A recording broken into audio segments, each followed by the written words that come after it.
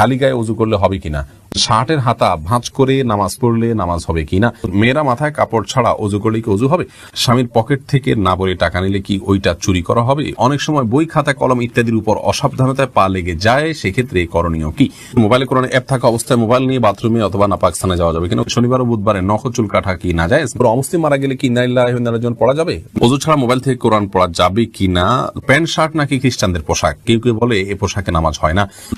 কামরুন নাহার বুলবুলি জানতে চেয়েছেন, অনেক সময় বই খাতা কলম ইত্যাদির উপর অসাবধানতায় পা লেগে যায়, সেক্ষেত্রে করণীয় কি, বই খাতা কলম ইত্যাদির উপর অসাবধানতা বশত যদি পাও লেগে যায় তাতে কোনো অসুবিধা নেই, তবে জ্ঞানের একটি উপকরণ হিসাবে অশ্রদ্ধা না হয় সেমনটি আমাদের করা উচিত, বিধায় ইচ্ছাকৃতভাবে এমনটি করা উচিত নয়। কখনো হয়ে গেলে খুব দ্রুততার সাথে সেটাকে যথাযোগ্য জায়গায় রাখা উচিত এবং পায়ে সরিয়ে রাখা উচিত, এর বাইরে ওইটাকে ছুঁয়ে সালাম করতে হবে এমন কোনো কথা নেই, বাধ্যবাধকতা নেই। মকবুল জানতে